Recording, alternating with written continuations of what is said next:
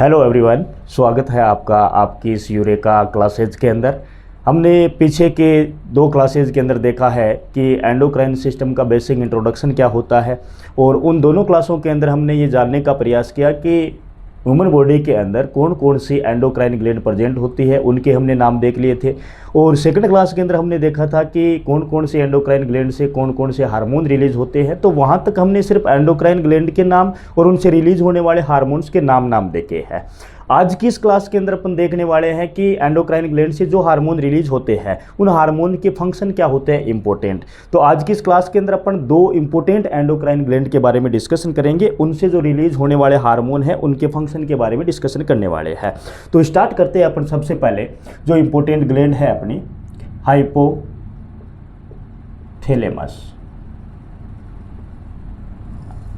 Hypothalamus endocrine gland. इसकी अपन basic बातें करेंगे सबसे पहले कि इस हाइपोथैलेमस ग्लैंड को हम हेडमास्टर ग्लैंड के नाम से भी जानते हैं। इसी ग्लैंड को हम मास्टर ग्लैंड के नाम से भी जानते हैं, या इसी ग्लैंड को हम सुपर मास्टर ग्लैंड के नाम से भी जानते हैं।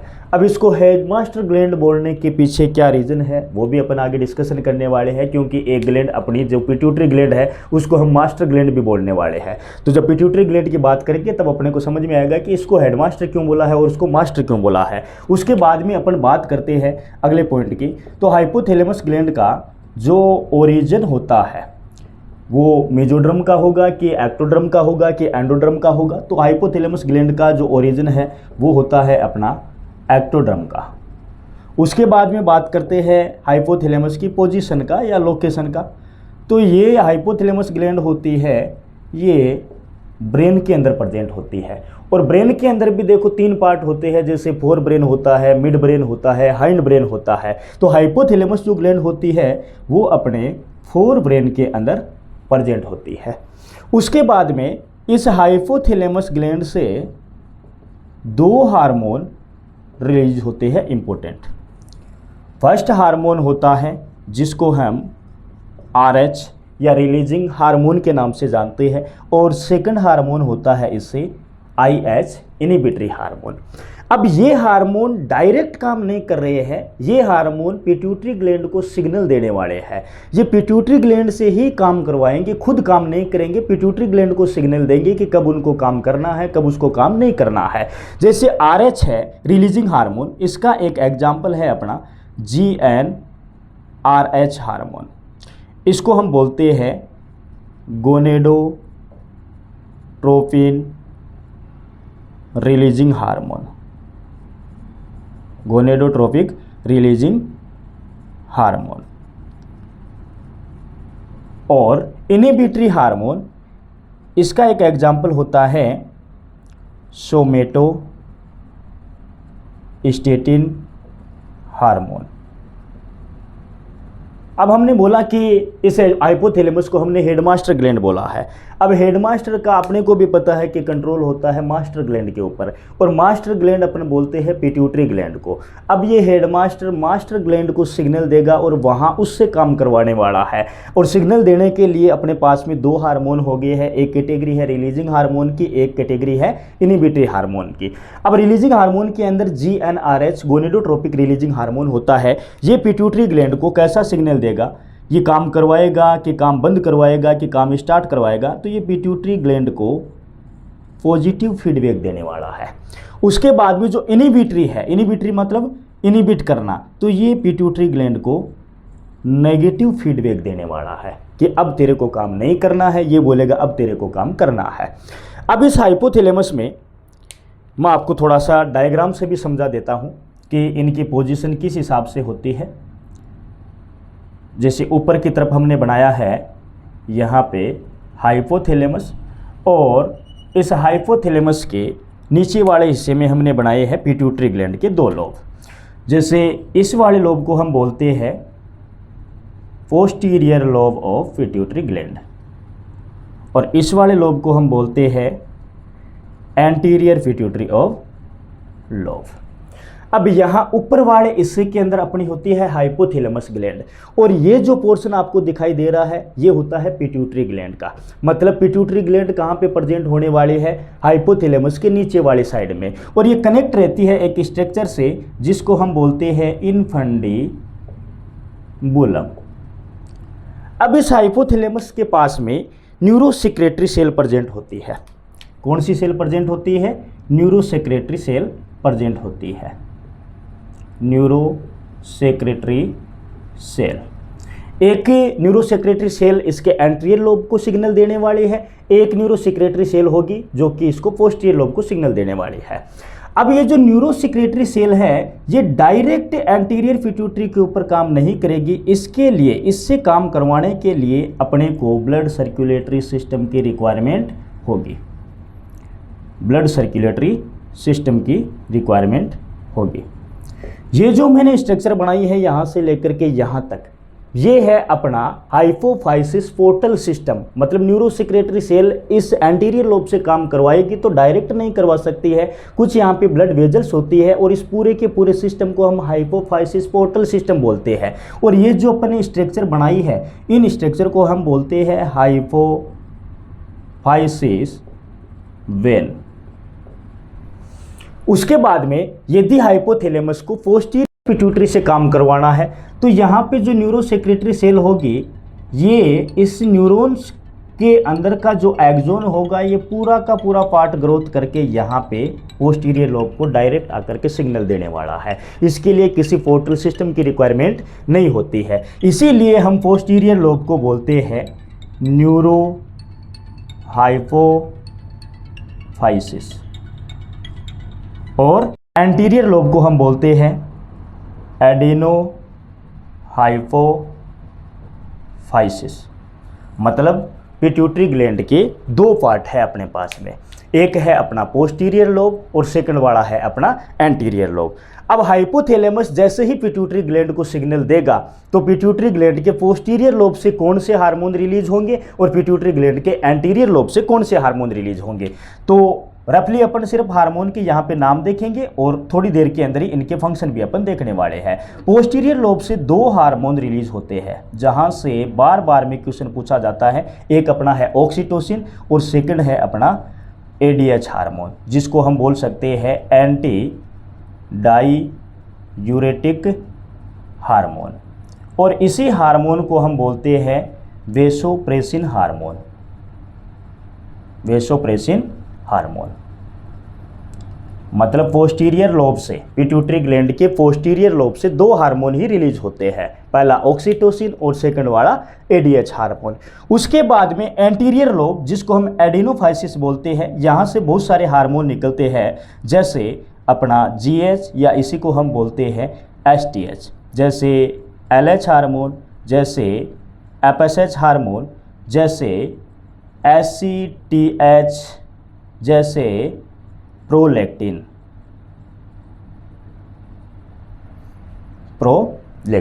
ये कुछ इंपॉर्टेंट हार्मोन होने वाले हैं। और इन सब के अपन के एंटीरियर लोब से कौन से हार्मोन रिलीज होंगे, पोस्टीरियर लोब से कौन से हार्मोन रिलीज होंगे, एग्जाम्पल अपन ने देख लिए हैं। अब अपन इनके फंक्शन देखने वाले हैं। सबसे पहले अपन जो फंक्शन देखने वाले हैं वो देखेंगे कि एंटीरियर पिट्यूटरी से कौन से हार्मोन रिलीज होते हैं और उनके फंक्शन क्या होते हैं। तो अपनी नेक्स्ट ग्लैंड आ जाएगी पिट्यूटरी ग्लैंड, पिट्यूटरी ग्लैंड। इस पिट्यूटरी ग्लैंड की भी अपन बेसिक बातें थोड़ी करेंगे कि इनकी लोकेशन क्या है, इनका ओरिजिन क्या है, इसको क्या बोला जाता है। तो पिट्यूटरी ग्लैंड को हम बोलते हैं master gland, smallest endocrine gland. दो क्वेश्चन बन गई, मास्टर ग्लैंड के नाम से किसको जान रहे हैं, पिट्यूटरी ग्लैंड को। स्मॉलेस्ट एंडोक्राइन ग्लैंड कौन सी है, पिट्यूटरी। पिट्यूटरी ग्लैंड का ओरिजिन कैसा होता है, वो होता है एक्टोडर्म से। पिट्यूटरी ग्लैंड की लोकेशन क्या होती है या पोजीशन क्या होती है, तो ये भी कहाँ पे प्रेजेंट होती है, ब्रेन में। और ब्रेन भी कौन सा, मिड ब्रेन। और मिड ब्रेन के अंदर भी एग्जैक्ट लोकेशन इसकी क्या होती है, तो अपने हेड के अंदर कुछ क्रेनियल बोन्स होती है, जिसमें एक बोन है अपनी स्पेनोइड बोन। स्पेनोइड बोन, इस स्पेनोइड बोन के नीचे एक कंपार्टमेंट होता है जिसको हम बोलते हैं सेला टर्सिका। स्पेनोइड बोन के सेला टर्सिका वाले पार्ट में, और ये जो पार्ट है ये अपना मिड ब्रेन का पार्ट होता है, वहां पे पिट्यूटरी ग्लैंड प्रेजेंट होती है। अब पिट्यूटरी ग्लैंड के एंटीरियर पार्ट से जो हार्मोन रिलीज हो रहे हैं उसकी अपन बात करेंगे। जैसे सबसे पहला हार्मोन है अपना GH, जिसको हम बोलते हैं ग्रोथ हार्मोन। इसी को हम बोल सकते हैं STH, मतलब सोमेटोट्रोपिक हार्मोन। अब इसके अंदर अपने को नाम से स्पष्ट हो रहा है कि ग्रोथ हार्मोन है, तो इसका क्या ही फंक्शन होने वाला है कि यदि ये हार्मोन बॉडी के अंदर ज़्यादा रिलीज हो गया है तो ग्रोथ ज़्यादा होने वाली है, और ये हार्मोन बॉडी के अंदर कम रिलीज हो रहा है तो ग्रोथ कम होने वाली है। अब इस ग्रोथ हार्मोन की यदि डेफिशिएंसी हो जाए तो कौन सी डिजीज होगी, और यदि ये एक्सेस अमाउंट के अंदर रिलीज किया जा रहा है तो कौन सी डिजीज होने वाली है। तो डेफिशिएंसी की भी 2 डिजीज है, और एक्सेस अमाउंट में ये रिलीज होगा तब भी 2 डिजीज अपने को दिखने वाली है। यदि GH हार्मोन की डेफिशिएंसी हो जाए या ग्रोथ हार्मोन की डेफिशिएंसी हो जाए तो जो पहला डिसऑर्डर होता है वो होता है ड्वार्फिज्म, और सेकंड डिसऑर्डर होता है वो होता है साइमंड्स। ड्वार्फिज्म का मतलब यदि ग्रोथ हार्मोन रिलीज नहीं हो पा रहा है तो उससे ड्वार्फिज्म हो जाती है। ड्वार्फिज्म का मतलब शॉर्ट हाइट, व्यक्ति बौना रह जाता है। और ग्रोथ हार्मोन की कमी होती है तो साइमंड्स नाम की डिजीज भी हो जाती है। साइमंड्स किसको बोलते हैं, जिसमें व्यक्ति बहुत ज़्यादा पतला हो जाता है, और प्रीमेच्योर एजिंग, मतलब उसकी एज तो हो जाती है लेकिन परिपक्वता नहीं हो पाती है। और यदि ग्रोथ हार्मोन एक्सेस अमाउंट में रिलीज हो रहा है तो उससे जो डिजीज होती है उसको हम बोलते हैं गिगेंटिज्म, मतलब एक्स्ट्रा ऑर्डिनरी हाइट हो जाती है किसी पर्सन की। और सेकंड जो डिसऑर्डर होता है एक्रोमेगली।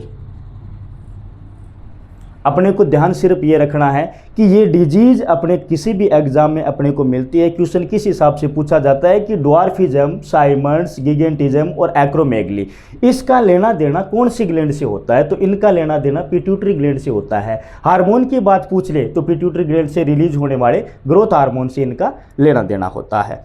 उसके बाद में एंटीरियर पिट्यूटरी से रिलीज होने वाले सेकंड हार्मोन की बात करेंगे अपन। 2 इम्पोर्टेंट हार्मोन के फंक्शन एक साथ में देखेंगे जो कि रिप्रोडक्शन का चैप्टर भी अपना कवर करवाएगा। उन दोनों ही हार्मोन का नाम है अपना LH एंड FSH। LH मतलब ल्यूटिनाइजिंग हार्मोन, FSH मतलब फॉलिकल स्टिमुलेटिंग हार्मोन, जैसे हिंदी में इसको हम बोल सकते हैं पुट्टिका प्रेरक हार्मोन। अब ये LH और FSH मेल और फीमेल दोनों की बॉडी में ही अलग अलग फंक्शन करते हैं। जैसे हम बात करेंगे मेल की और बाद में बात करेंगे फीमेल की। अब मेल के अंदर LH और FSH का क्या रोल होगा, और फीमेल की बॉडी में LH और FSH का क्या काम होगा। सबसे पहले हम बात करते हैं मेल के अंदर ल्यूटिनाइजिंग हार्मोन है, ये क्या काम करेगा। ये जो LH है ये मेल के गोनाड्स के ऊपर जाकर के एक्ट करने वाला है, और मेल की टेस्टिस के पास में एक सेल्स होती है जिसको हम बोलते हैं लीडिंग सेल। टेस्टिस के अंदर जो प्रेजेंट सेल है उसको हम क्या बोलते हैं, लीडिंग सेल। अब ये लीडिंग सेल स्टिमुलेट होकर के एक हार्मोन को रिलीज करवाएगी जिसको हम बोलते हैं एंड्रोजन या फिर टेस्टोस्टेरोन हार्मोन, जिसको हम मेल रिप्रोडक्टिव हार्मोन के नाम से भी जानते हैं। ये एंड्रोजन हार्मोन स्टिमुलेट होकर के स्पर्मेटोजेनेसिस की प्रोसेस करवाएगा। स्पर्मेटोजेनेसिस का मतलब स्पर्म का फॉर्मेशन करवाना। स्पर्मेटोजेनेसिस के अलावा ये एंड्रोजन हार्मोन काम करता है मेल में सेकेंडरी सेक्सुअल कैरेक्टर्स को डेवलप करने का। उसके बाद में हम बात करेंगे फॉलिकल स्टिमुलेटिंग हार्मोन का मेल की बॉडी के अंदर क्या इंपॉर्टेंट रोल होता है। तो ये भी टेस्टिस के अंदर जो सेकंड सेल पाई जाती है जिसको हम बोलते हैं सर्टोली सेल, ये भी कहाँ पे प्रेजेंट होती है, टेस्टिस में। कई बार तो क्वेश्चन यहीं से निकल जाता है कि लीडिंग सेल कहाँ प्रेजेंट होती है, टेस्टिस में। सर्टोली सेल कहाँ प्रेजेंट होती है, टेस्टिस में। अब ये सर्टोली सेल के ऊपर एफएसएच क्या एक्ट करेगा, सर्टोली सेल के अंदर स्पर्मेटोजेनेसिस की प्रोसेस को स्टिमुलेट करने वाला है। स्पर्मेटोजेनेसिस हमने पहले भी देखा है, स्पर्मेटोजेनेसिस स्पर्म के फॉर्मेशन की प्रोसेस को हम क्या बोलते हैं, स्पर्मेटोजेनेसिस। अब यदि कई बार ज़्यादा स्पर्म का फॉर्मेशन होने लग जाता है तो सर्टोली सेल से एक हार्मोन रिलीज होता है जिसको हम बोलते हैं इनिबिन हार्मोन। और ये जो इनिबिन हार्मोन है ये एफएसएच के ऊपर वापस से नेगेटिव फीडबैक देता है कि स्पर्मेटोजेनेसिस की प्रोसेस को कम करो थोड़ा सा। उसके बाद में हम बात करते हैं फीमेल की बॉडी में ल्यूटिनाइजिंग हार्मोन की। फीमेल की बॉडी के अंदर एलएच का जो इंपॉर्टेंट रोल होता है वो होता है मेंस्ट्रुअल साइकिल के दौरान जो ओव्यूलेशन की प्रोसेस होती है कि अनमेच्योर एग ग्राफियन फॉलिकल को तोड़ करके बाहर आता है, उस प्रोसेस को हम ओव्यूलेशन बोलते हैं। और ये 28 डेज के अंदर कौन से डे होता है, 14 डे के ऊपर। कई बार क्वेश्चन ये भी रहता है कि एलएच की कंसंट्रेशन मेंस्ट्रुअल साइकिल के कौन से दिन हाई रहती है, तो अपना आंसर रहता है कि 14 डे के ऊपर एलएच की कंसंट्रेशन हाई रहता है।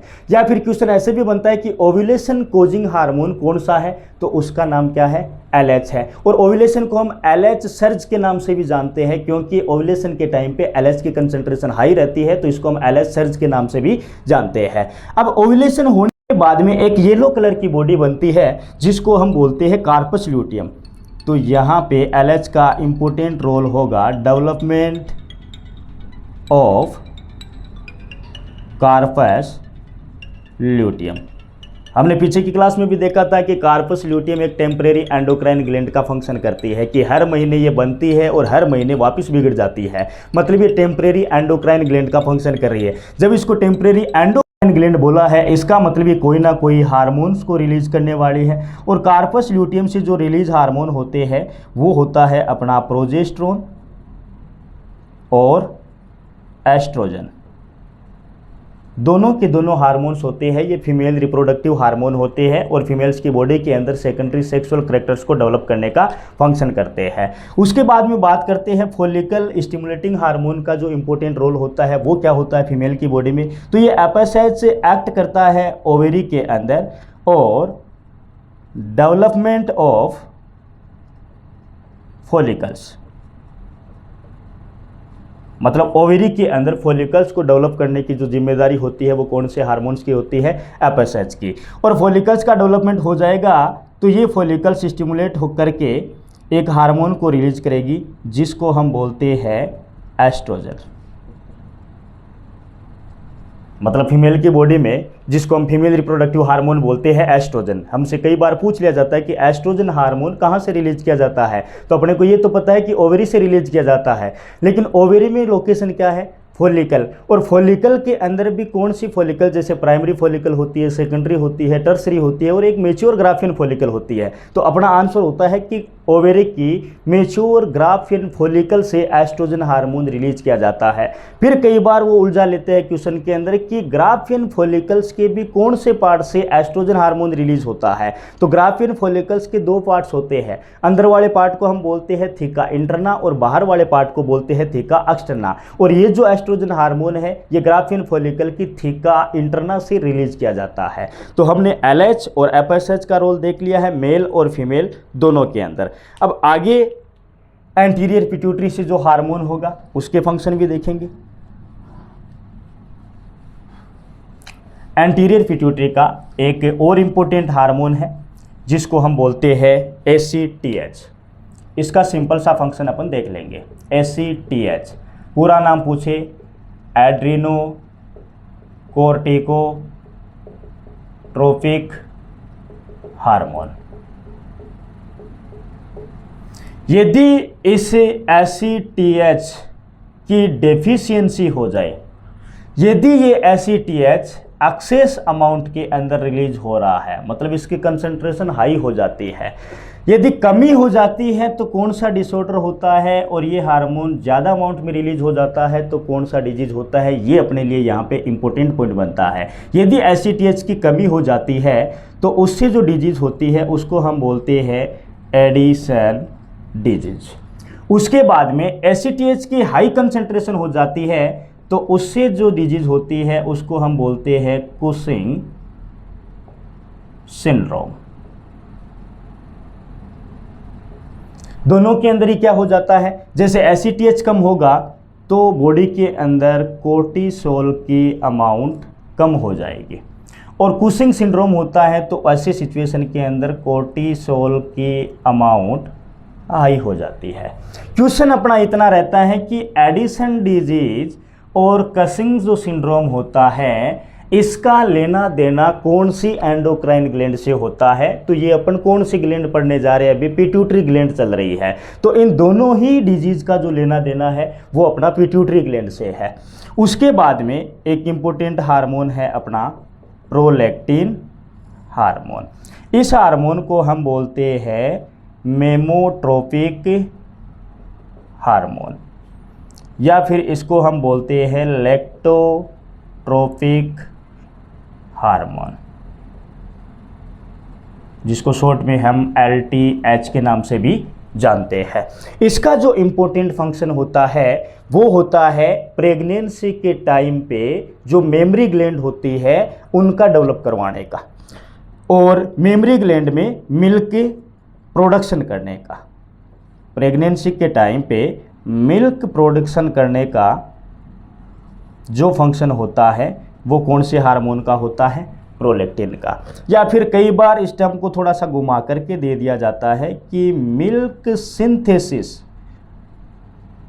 हार्मोन ये कौन सा होता है, तो ये भी प्रोलैक्टिन होता है। प्रोडक्शन की बात करें तो भी मिल्क बन रहा है, और सिंथेसिस की बात करें तो सिंथेसिस का मीनिंग भी मिल्क बनना ही होता है। तो मेमरी ग्लैंड के अंदर प्रेगनेंसी के टाइम पे मिल्क का जो फॉर्मेशन कर रहा है, मिल्क का जो प्रोडक्शन कर रहा है, मिल्क सिंथेसिस करवा रहा है, तो उस हार्मोन का नाम क्या होता है, प्रोलैक्टिन हार्मोन होता है। मेमोट्रोपिक इसलिए बोला जाता है क्योंकि ये एक्ट करता है फीमेल की मेमरी ग्लैंड के ऊपर। उसके बाद में एंटीरियर पिट्यूटरी का जो हार्मोन है TSH हार्मोन, और ये जो एक्ट करता है ये एक्ट करता है थायराइड ग्लैंड के ऊपर, thyroid stimulating hormone. Thyroid stimulating hormone मतलब जो लार्जेस्ट एंडोक्राइन अपन पढ़ेंगे आगे, थायराइड ग्लैंड। थायराइड ग्लैंड से जो थायरोक्सिन हार्मोन रिलीज होता है उसको स्टिमुलेट करवाता है, वो हार्मोन एंटीरियर पिट्यूटरी से रिलीज होता है जिसको हम बोलते हैं TSH। अब अपन इम्पोर्टेंट पोस्टीरियर पिट्यूटरी के जो दो हार्मोन हैं जो हमने देखा है पीछे, एक होता है ऑक्सीटोसिन और दूसरा होता है अपना ADH। सबसे पहले अपन बात करेंगे पोस्टीरियर पिट्यूटरी से रिलीज होने वाले हार्मोन की। पोस्टीरियर पिट्यूटरी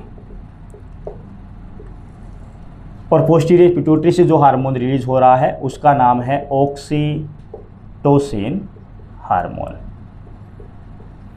अब इस ऑक्सीटोसिन हार्मोन का क्या फंक्शन होने वाला है?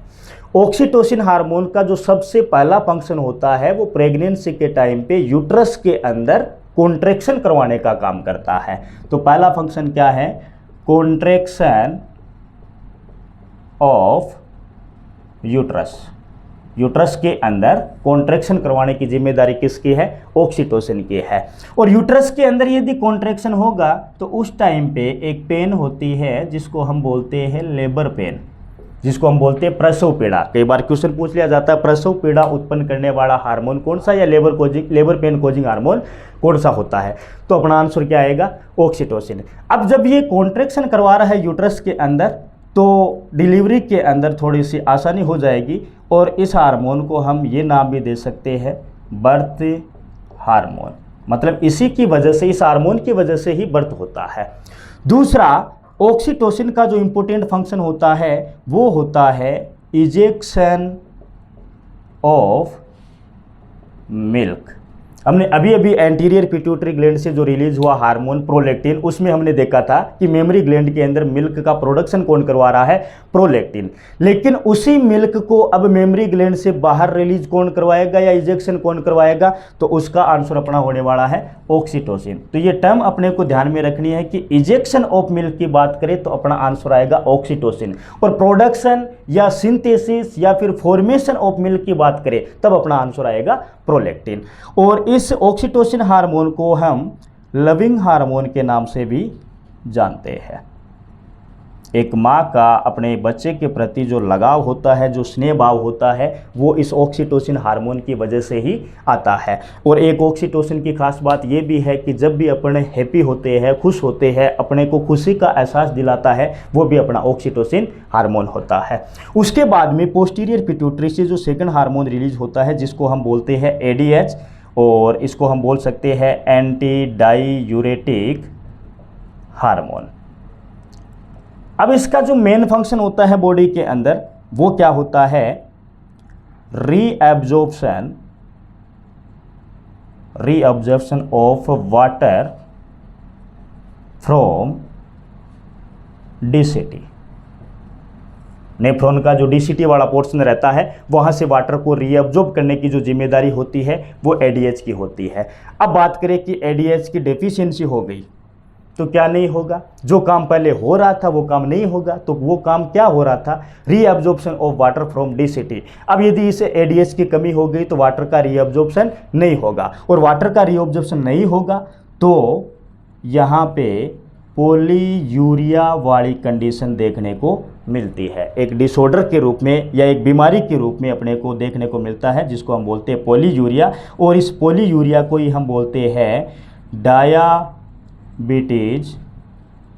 इंसिपिडस। अब देखो स्टूडेंट, कई बार यहाँ पे कंफ्यूज हो जाते हैं कि एक डायबिटीज़ तो हम देखते हैं इंसुलिन हार्मोन की कमी से, और दूसरी डायबिटीज़ यहाँ पे देख रहे हैं एडीएच हार्मोन की कमी से। जो इंसुलिन हार्मोन की कमी से डायबिटीज़ होती है वो वाली डायबिटीज़ अलग है, जिसका नाम होता है डायबिटीज़ मेलिटस। वो होती है शुगर की वजह से, वो शुगर वाली डायबिटीज़ है। और ये वाली जो डायबिटीज़ होती है, ये यूरिन के साथ में वाटर का बहुत ज़्यादा लॉस हो जाता है, तो ये पानी वाली डायबिटीज़ होती है, जिसको हम बोलते हैं डायबिटीज़ इंसिपिडस। तो डायबिटीज़ इंसिपिडस की बात करें तो अपना आंसर एडीएच आने वाला है, और डायबिटीज मेलिटस की बात करें जहां पे शुगर लॉस होती है, तब अपना आंसर क्या होना है, इंसुलिन वाला होना है, जो कि पेनक्रियास से रिलीज होता है वो वाला हार्मोन। उसके बाद में अपन आगे की एंडोक्राइन जो ग्लैंड है अपनी, जैसे कि पीनियल ग्लैंड है जो कि ब्रेन में पाई जा रही है, थायराइड ग्लैंड है, पैराथायराइड ग्लैंड है, थाइमस ग्लैंड है, एड्रिनल ग्लैंड होती है। उसके बाद में अपनी टेस्टिस है गोनाड्स के ऊपर, ओवेरी वाली है। अब एक जो क्लास होने वाली है इस एंडोक्राइन सिस्टम की, उसमें बाकी जितनी भी एंडोक्राइन ग्लैंड बचती है, उसके जो इंपॉर्टेंट क्वेश्चन बनते हैं किसी भी कंपटीशन एग्जाम में, उनका डिस्कशन अपन आगे की क्लास में करेंगे। हमने जितनी भी क्लास की है उसमें एंडोक्राइन सिस्टम का बेसिक इंट्रोडक्शन देख लिया है, एंडोक्राइन ग्लैंड होती कौन कौन सी है, उनसे रिलीज होने वाले हार्मोन के नाम कौन से हैं, और डिटेल के अंदर अपन ने सिर्फ और सिर्फ हाइपोथैलेमस और पिट्यूटरी ग्लैंड के बारे में किया है। आगे की जो बाकी की जो एंडोक्राइन ग्लैंड्स है उसका अपन डिस्कशन करने वाले हैं नेक्स्ट क्लास के अंदर। Thank you so much.